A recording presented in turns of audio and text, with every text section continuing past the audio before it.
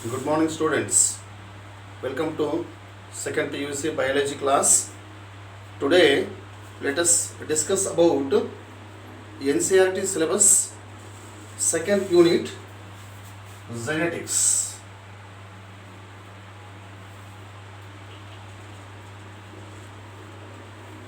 So you know that very well. We have come across so many questions in our mind, or sometimes some children, small children may ask some questions to us. How the parental characteristics will be passed to the next generations. Sometimes in our family, we may question ourselves or we discuss among ourselves.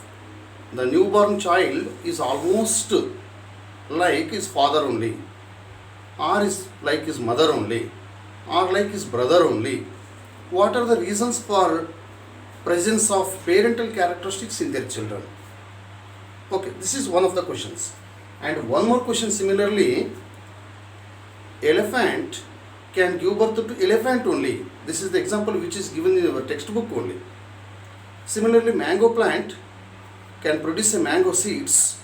That the seed, when it is put in the soil, it can develop into mango tree only, mango plantlet only. So what are the reasons for the development of its own kind of organism? That is because of the some characteristic which can be passed from parents to the next generations. So that pass of characteristics, transfer of characteristics from parents to the next generation, that study, that branch, what we call it as a genetics. So that genetics is nothing but it is a study of inheritance. It is a study of inheritance. Just you can understand this word. Just you can stick on to this word. Genetics is a study of inheritance. So, and another one is it is a study of variations. So now you have come across two words. One is inheritance and another one is variations. Now again, this study of these two concepts, what we call it as genetics. Now inheritance means the process of transfer of parental characters. Parental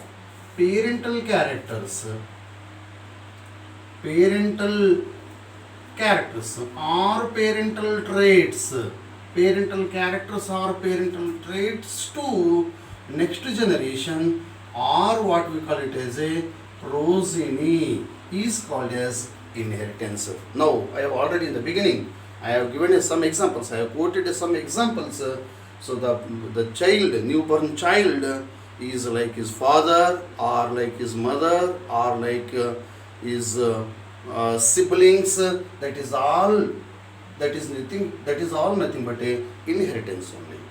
And so during the transfer of a characteristics from parents to offspring, or parents to progeny, or from one generation to another generation, whatever progeny, whatever new generations are produced, they are not exactly alike. There are certain differences, and all those differences among the progeny, the degree of differences among the progeny or between progeny and their parents are called as variations. Whatever differences which we can notice among the progeny and also between parents and progeny is called as variations. Definitely variations must be present. Variations are very, very important for the survival of that individual in the changing environment. Okay, 100% characteristics need not be transferred to the next generation. So in this you have to understand this genetics. In this genetics unit, as far as this NCERT syllabus is concerned, you should understand about three different lessons. You should understand about three lessons. The first lesson is basic concepts or principles of inheritance. Principles of inheritance and variations. Principles of inheritance and variations. So this is what your first lessons from this NCERT text. And second lesson is molecular basis, molecular basis, molecular basis of inheritance, molecular basis of inheritance. So these are the two lessons which are purely pertaining to the genetics. And one more lesson in this unit which you have to supposed to study is evolution. Evolution little bit different from these two lessons. Okay, now let us start the first lesson. Okay, so that is principles of inheritance and variations. Principles. So now what are the principles of inheritance? So here the people, they have understood that this inheritance takes place. Something is responsible for the transfer of characteristics which was understood by the people around 8000 to 10,000 BC. 8000 to 10,000 BC, people have understood that there is something responsible for the transfer of characteristics, and the main cause for the transmission of characteristics or inheritance of a characteristic is present in sexual reproduction. So this is what? Sexual reproduction. Here sexual reproduction, in this there is a cause, there is something which is present in sexual reproduction which is responsible for the transfer of characteristics from one generation to another generation. So based on this, people have started domesticating organisms, domesticating some of the organisms, and also they have used some wild organisms, wild plants, okay, to improve their livestock or plants. Okay, to improve that, they have exploited this wild organisms.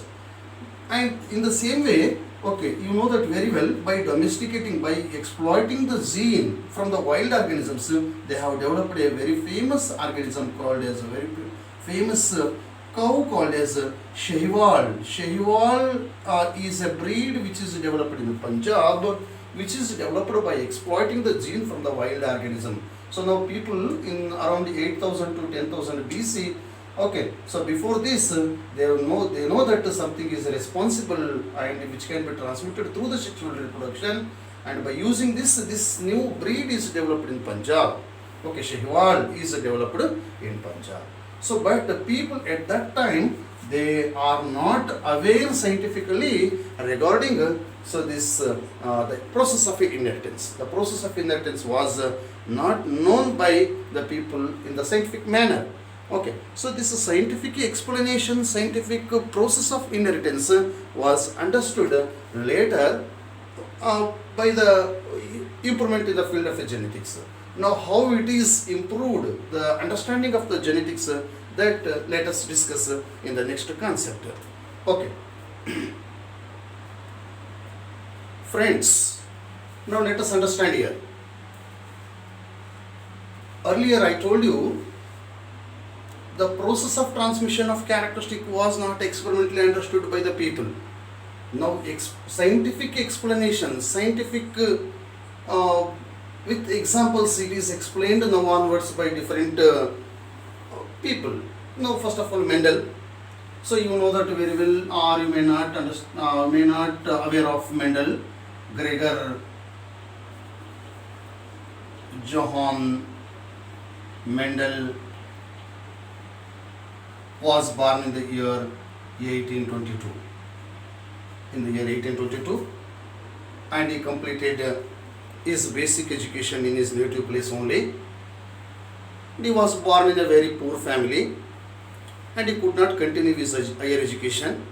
He stopped for a few years his education, and afterwards he was sent to Vienna University, where he could continue his degree course by selecting mathematics as well as statistics and natural science subjects.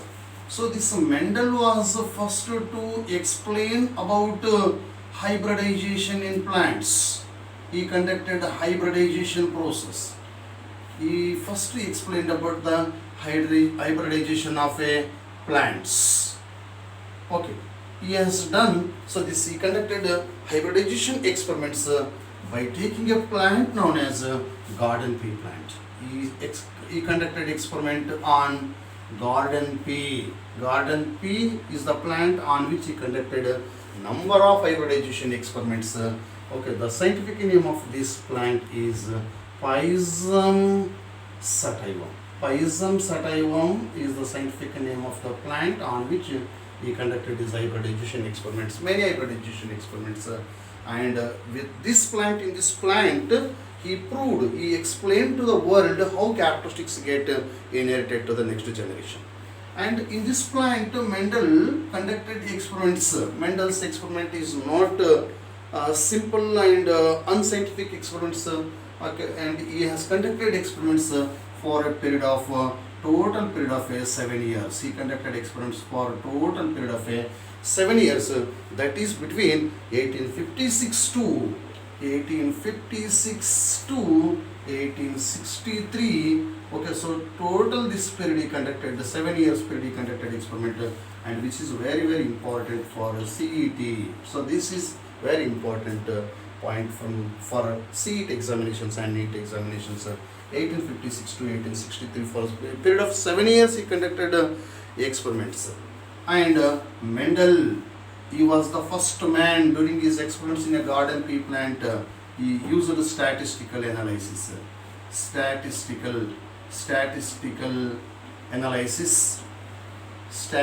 analysis, and mathematical logics, mathematical logics. So mathematical logics to solve problems of biology, to solve problems in biology. He used two important subjects, one is statistics and another one is mathematics, so which helped him to understand the probabilities in the transfer of a characteristics. And another one is this Mendel's experiment. In the Mendel's experiment, okay, it had a large sampling size. It had a large sampling size. So it means his experiment does not involve by taking a simple one plant. He has not conducted the experiment just in one plant. It has a large sampling size which has given more credibility to his data which he collected. Okay, which has given more importance, which has given more idea, which has given more credibility to the data what he collected, because of the experiment had large sampling size. And afterwards Mendel, okay, conducted a number of experiments. Okay, he has selected 14 different variations in a garden pea plant. 14 variations he studied, okay, in a garden pea plant. And one more thing is, in a garden pea plant, the whatever characteristic Mendel selected, they were all as opposing traits. They were all opposing traits. So in garden pea plant, whatever the characteristics Mendel studied, they were all present in opposite traits they were present. For example, so suppose if there is a tall plant, okay, opposing traits how they were present. Suppose if tall plant is present, and to which he has selected one more is dwarf plant. In this way, tall and dwarf plants, they were present in opposite characteristic, which helped a lot to conduct his experiment and to explain these principles of inheritance. Okay, and afterwards Mendel, after 7 years of his studies, and he prepared a clear data, and that data was submitted to a famous botanist of that period. And later Mendel's principles unfortunately Mendel's principles were unnoticed, and he was very much disappointed. What a biology student can say, Mendel was greatly disappointed because of the rejection or unnotification of his data, and because of that he was greatly disappointed, and Mendel died in the year 1844. In the year 1884, Mendel died. And after the death of the Mendel, in the year 1900, Mendel's principles were rediscovered by 3 European scientists independently. And afterwards, Mendel was called as a father of genetics because he has given some basic principles to study the uh, genetics, and we are what genetics we study today, that is all based on Mendel's principles only. Okay.